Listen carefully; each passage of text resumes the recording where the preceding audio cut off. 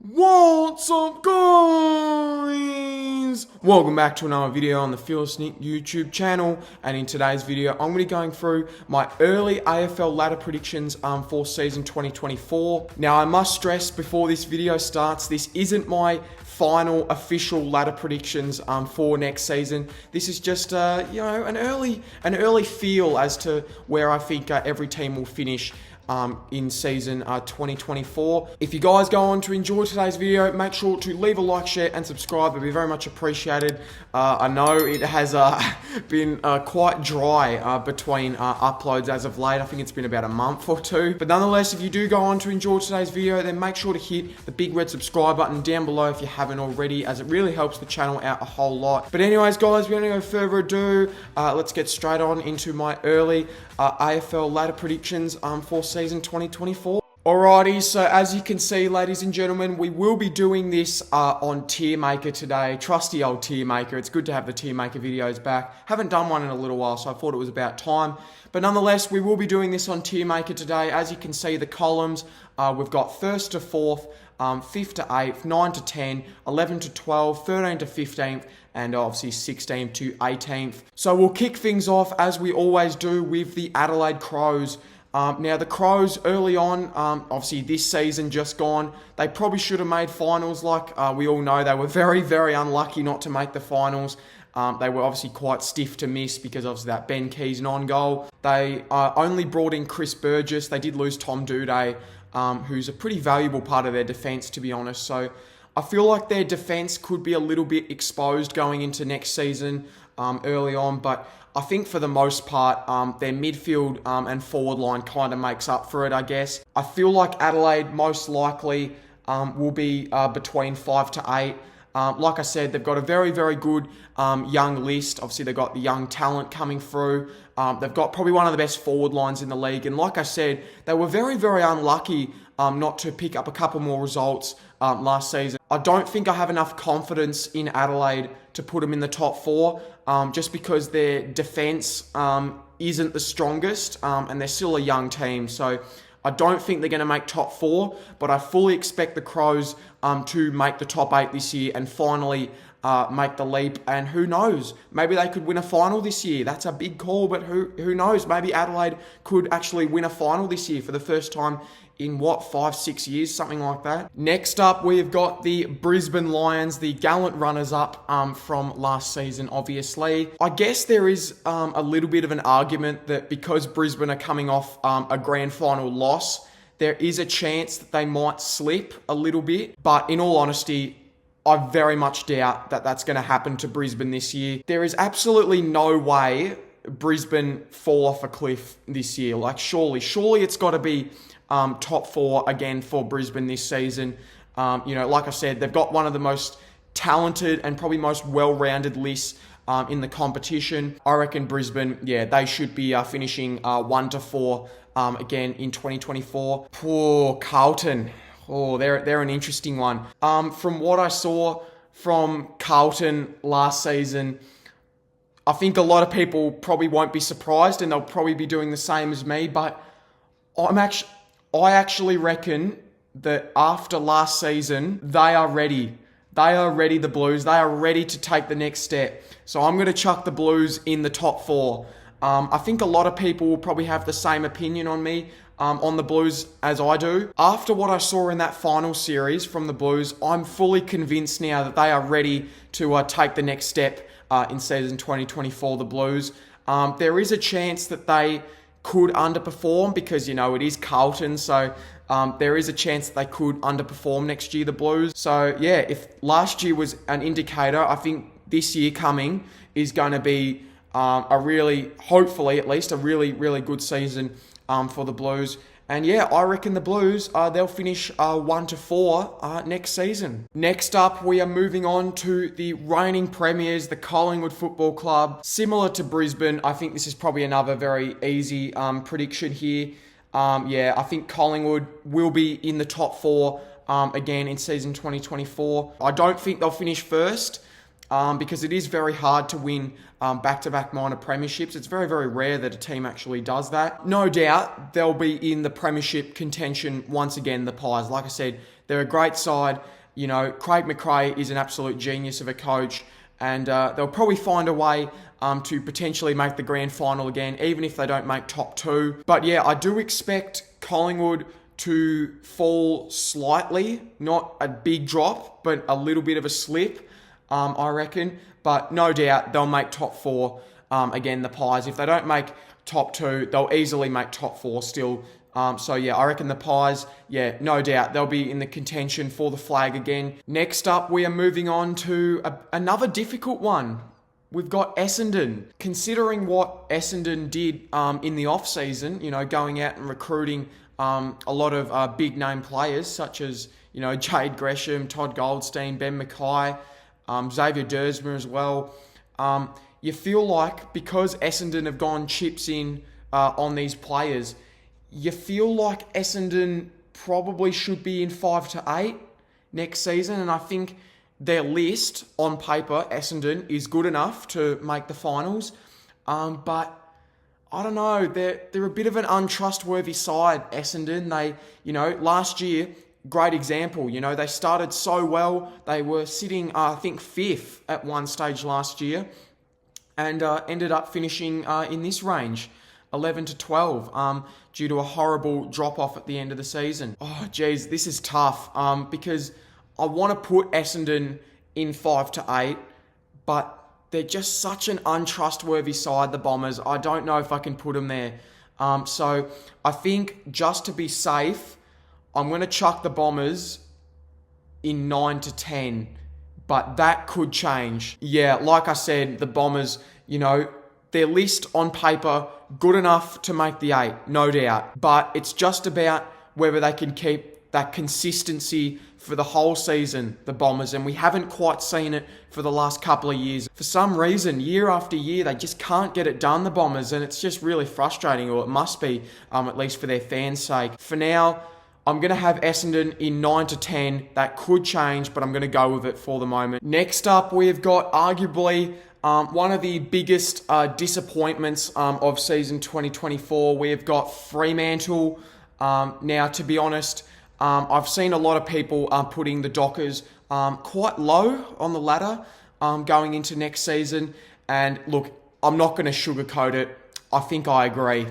Looking at Freo's list going into next season, I'm a little bit concerned. I'm not going to lie. I'm a little bit concerned, particularly once again in the forward line department. You know, how are Freo going to, you know, score their goals next year? Especially now that they've traded away their leading goal kicker once again this season in Lachie Schultz. Unfortunately, the Dockers, you know, the last couple of seasons, they've been on the losing side of the trade period. And once again, this year was just no exception. So I think with all that said, I think it's pretty fitting, and I can't believe it, to be honest, because I think they're a better side than this. But I actually reckon the Dockers will finish in 6 to 18. Yep, you heard it here first. A lot of good young talent on that team, the Dockers, and I definitely think on paper they're too good of a side to be in that position. But it's just the reality of it, because when you don't have a dominant key forward or a forward presence or a reliable goal kicker, you're going to struggle to kick winning scores, aren't you? Once again, I see the Dockers sliding down the ladder. Again, on paper, they're probably too good for that, but I think it's just the reality they face at the minute, the Dockers over there in Perth. So, yeah, I reckon the Dockers, as of right now, I expect them to finish between 16th and 18th. I still don't reckon that Geelong need to go through a full rebuild. I think there's still enough players on that team, or young players at least, you know, to keep them at least somewhat competitive. But I definitely don't see them doing anything spectacular next year. So I'm going to say Geelong. I'm going to say Geelong probably slide next year even more so than they did last year. So I'm going to put Geelong in 13th to 15th. Again, that could seem a little bit harsh, because I know Geelong on their day, they're a pretty damn good side. And, you know, this isn't the first time where we've written Geelong off and they've proven us wrong. But like I said, you know, Geelong, they cannot be relying on guys like Tom Hawkins and Dangerfield and Cameron anymore, because those guys are probably now starting to be past their prime. At least Hawkins is. I don't know about Dangerfield and Cameron. Right now, I reckon Geelong, they're probably going to finish between 13th and 15th. They could even finish 11th to 12th.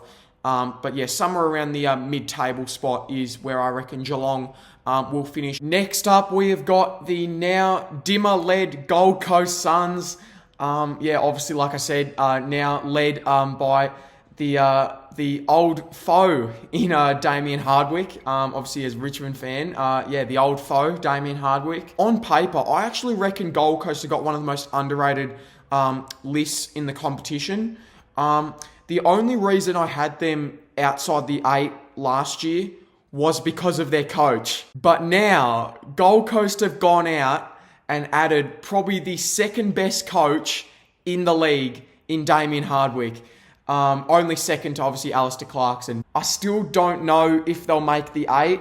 I know I said that was the only reason I didn't have them in the 8 last season because of their coach. And yeah, I reckon Gold Coast will have their best season ever as a club, and I reckon they'll finish 9 to 10. Next up on the list, we have got the big sound from the west of the town, the GWS Giants. And look, to be honest, I think this one is also pretty self-explanatory. I don't think GWS will make the top 4, and I'll get to that reasoning in a minute. But look, I think this one is pretty easy. I think the Giants will 100% make the top 8 again in season 2024. I don't think they'll make top 4. I could see them making top 4, to be honest. They're a bloody good side, the Giants, and a bloody underrated side. Something I've noticed with the Giants is they're not necessarily a good home and away side. Like, yeah, they'll have the odd, great victory, against the Crows or against the Blues or the Lions. But then they'll have their sort of average performances against teams like Freo, West Coast, North Melbourne, where they'll look pretty average and sometimes even lose those games. So I don't think the Giants will make the top 4 purely because they're not a great home and away side. But once it's finals time, they are a different side, the Giants, in finals. I don't know what it is. But yeah, I fully expect the Giants to make top 8 again. Like, they're too good of a side not to make the 8 again, the Giants. And they're a great travelling side as well. So they don't fear, playing interstate against a team like Adelaide or Hawthorn. Jeez, they are a tricky one, the Hawks. A lot of people are expecting the Hawks to rise next year, and I agree.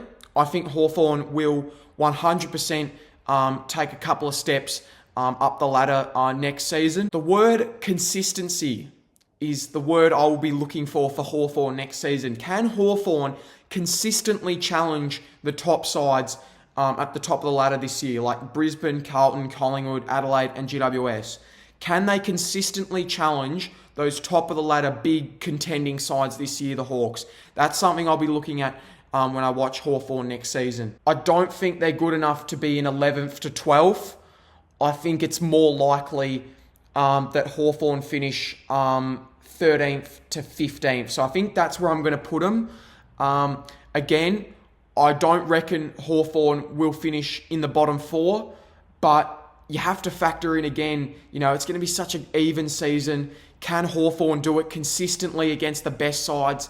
That'll be the big question for Hawthorn going into this season. And yeah, there's going to be a lot of sides, in that mid-range spot that normally probably would make the finals, like Essendon, for example. But yeah, I reckon Hawthorn, they will take a bit of a leap this year, the Hawks. They might even avoid the bottom 4 altogether. However, I don't think I'll back them in to finish, 11th or 12th or 9th to 10th. I think it is more likely that they finish around the 13th to 15th range. Next up, we are moving on to possibly one of the most talked about sides in the media, at least going into season 2024. And that is the Melbourne Football Club. They are copping an absolute beating at the moment, Melbourne, in the media. All these reports about players and all that. Yeah, geez, it must be getting to them a little bit. But at the same time, Melbourne, the D's, on their day, they're a bloody great side. And I don't think I'm overselling that. Like, their backline, in terms of the best defences in the league, Melbourne have got to be top 2 in that regard. I don't see why they can't finish top 4 again. So I'm actually going to have Melbourne in 1 to 4. I actually think they're a very, very underrated side coming into this season. I know they've got their problems, off the field. Clayton Oliver, Simon Goodwin's been questioned. Max Gawn, his leadership has been questioned as well. Just, a lot of external pressure. But if Melbourne can block out, that external pressure from the media and really just embrace this year and just knuckle down and get the job done and just finish in the top 4 again, I give them every chance, Melbourne, to go again next season, and I don't see a reason why they can't. Next up on the list, we have got North Melbourne. Now, North Melbourne. I think going into this season, we expected North Melbourne to, improve internally, and I think they did. I think they did improve internally. Obviously, Alistair Clarkson did take a break, obviously with mental health issues. So, their season was kind of derailed by that. I reckon they'll do something like what Hawthorn did this season. They obviously won't be, a great side by any stretch, but I think they'll do enough to, beat some really good sides on their, worst day, But, I reckon North Melbourne will get a couple of big upset wins this season. I still reckon they'll be bottom 4. I don't think they'll escape the bottom 4 by any stretch. I expect to see some improvement from North Melbourne this season. Like on the field, I expect them to get a couple more wins than they did last season. I think they got about 3 wins last season. So I'm expecting them to maybe get about 5 to 6 wins this season for North. I think that should be the goal. I reckon they'll finish between 16th and 18th, the Roos, in 2024. Next up on the list, we've got Port Adelaide, another team who really traded pretty heavily during the off-season. They obviously brought in Asava Radicalier, they brought in Jordan Sweet, they brought in Ivan Soldo, and they brought in Brandon Zerkfatcher. I don't think Port Adelaide will make the top 4. As you see, I've already got the top 4 places already filled. But I think they'll probably still make the 8, Port Adelaide. On paper, they're still quite a good side. They have improved their defence quite well, and they've added, a couple of ruck stocks, which is what they needed, I guess. I am predicting Port Adelaide to slide a little bit next season, but I think this year it's just got to be about, other guys, taking the next step for Port Adelaide this season. So I fully expect Port Adelaide to still make the top 8, but I just don't think they're a top 4 side. So I'm going to have Port Adelaide in the 5 to 8 bracket going into season 2020. Next up, we've got my boys. We've got my boys, the Tigers. Now, I've seen a lot of people put Richmond in this category, the 16th to 18th sort of range, which, don't get me wrong, I understand, but there's a difference between underperforming and rebuilding. And I look back to, I think it was 2016, when Richmond finished close to the bottom 4. And I sort of knew internally that, we probably underperformed. We're probably not rebuilding, we just underperformed. And I get a similar feeling from last season as well. I reckon we just underperformed. I don't fully reckon that we're going into a full-on rebuild. Look, don't get me wrong, I agree. I reckon we need to get some young talent in this team, no doubt. I think we're pretty similar to Geelong. A cliff could be coming if we don't get some young talent into this team soon. I think our list on paper is too good to be a bottom 4 side.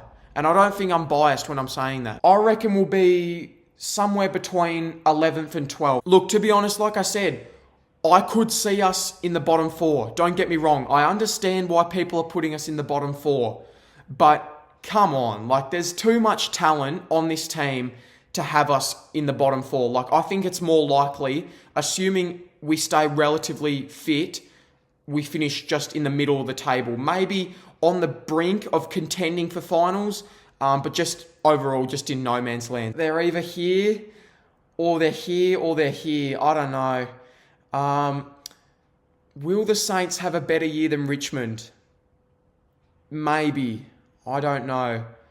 But then again, I feel like one team has got to slide this year. I don't know. I'll just chuck them here. 13th to 15th.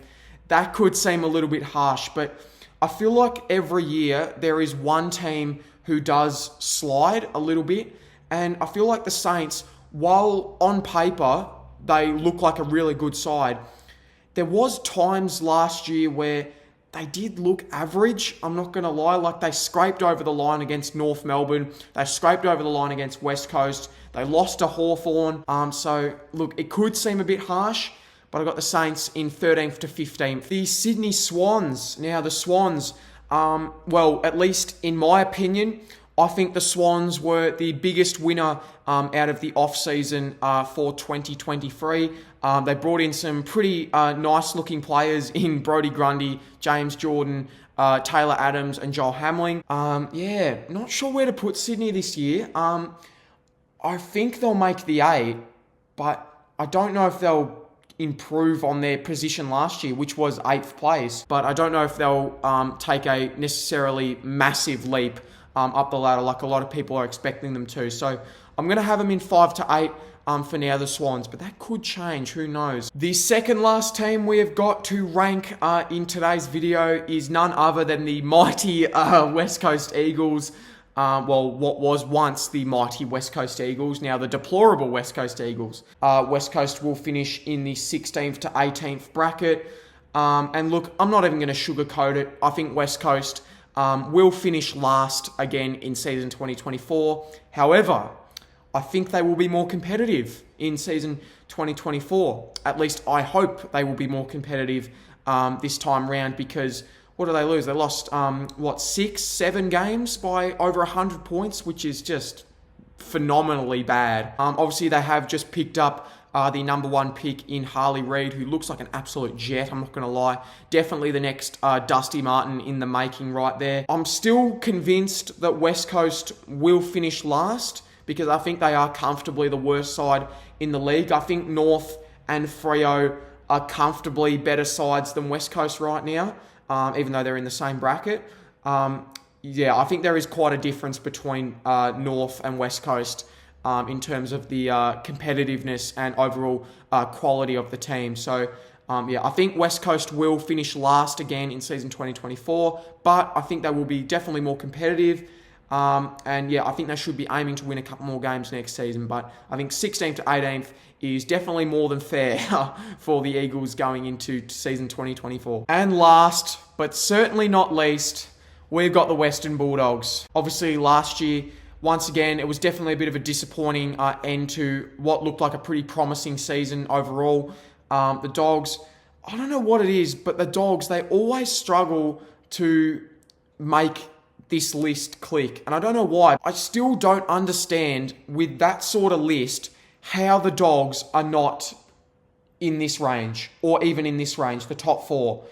I just don't understand how they're not in the top 8. But we've got a dilemma, as you can see. I've already filled up my 5 to 8 bracket, and the only spot I've got is down here in 11th and 12th. If I have the Dogs here, it kind of, I don't know, it kind of doesn't look right, does it? I might have to do some reshuffling here, guys. Just give me 1 sec. Okay, yeah, we're back. Okay, so I just did a bit of reshuffling here. Now, don't get me wrong. I think Gold Coast are going to have a good season. But surely the Bulldogs have a better season than Gold Coast and Richmond. Surely. So I just wanted to reconfigure that a little bit, because it didn't quite look right having Gold Coast above the Dogs and the Bulldogs in the same category as Richmond, because I think the Bulldogs, in terms of making finals, are a much higher chance of making the finals than Richmond. So there we go, everyone. That was my attempt at trying to predict where I reckon every team will finish going into the 2024 AFL season. Like I said, this is just my opinion. Don't get upset if you're a fan of one of the teams down below. This is just my opinion. Comment down below where you reckon your team will finish going into season 2024. I'd really like to know. So yeah, put it down.